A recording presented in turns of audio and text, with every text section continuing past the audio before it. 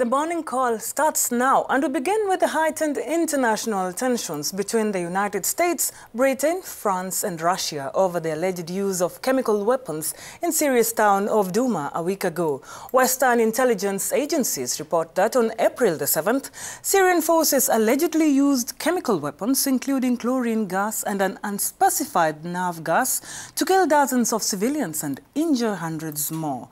In response to the toxic gas attacks, the US, UK and France launched joint military airstrikes on Friday night in the country to avert the future use of illegal munitions. But who is to blame for the attack? Russia or Syrian President Bashar al-Assad's government or Iran or all of them together?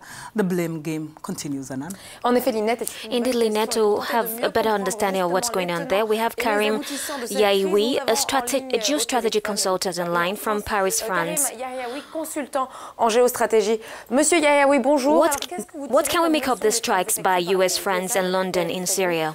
La France et Londres en Syrie. The lessons learned when we think of the 2003 war, the bombings in Iraq, it was catastrophic and dramatic consequences so far.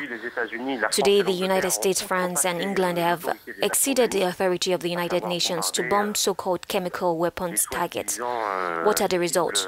No one has learned this slighted lesson, and I think that this can have quite serious collateral damage in time, because Russia will not allow such an act to happen. So history will show us how things will go.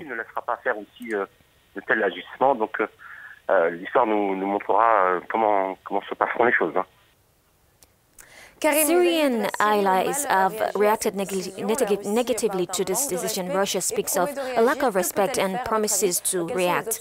How can it possibly react?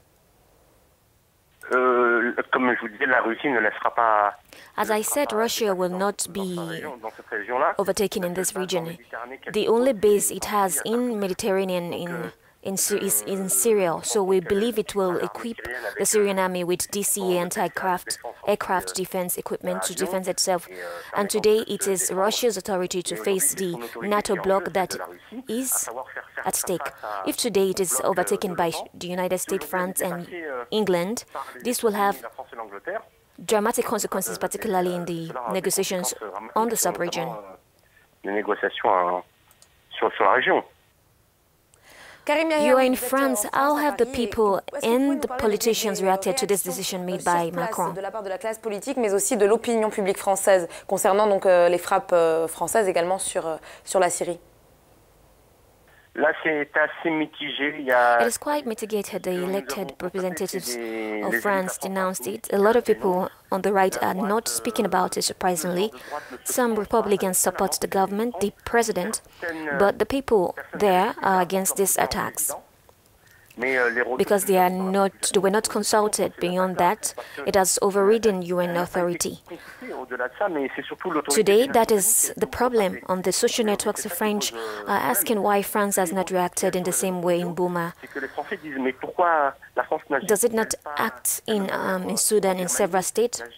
Why attack Syria to supposedly defend the people?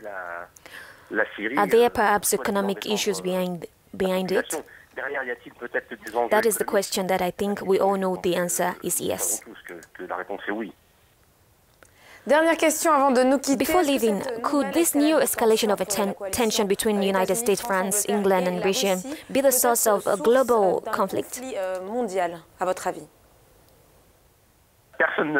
No one wants this, but these are premises that heralds many negative things. Slowly blocs are forming, very powerful blocs even, because before there was a duality, US against the former USSR. Today it is NATO blocs against another bloc, Russia, Iran, which is quite powerful. The impact of the war will be the Middle East.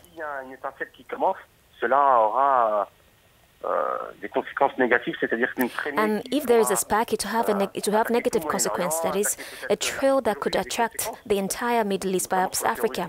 Today, there are consequences, particularly on terrorism in Africa. And many also fear the reaction of some Arab countries and the diaspora population living in European countries. Merci à vous pour votre éclairage sur notre Thank you very much for that, for shedding light on the issue. He's a geostrategy consultant in France. Well, from the mounting tensions surrounding the crisis in Syria, we now take a look at the news making headlines in the African Journal.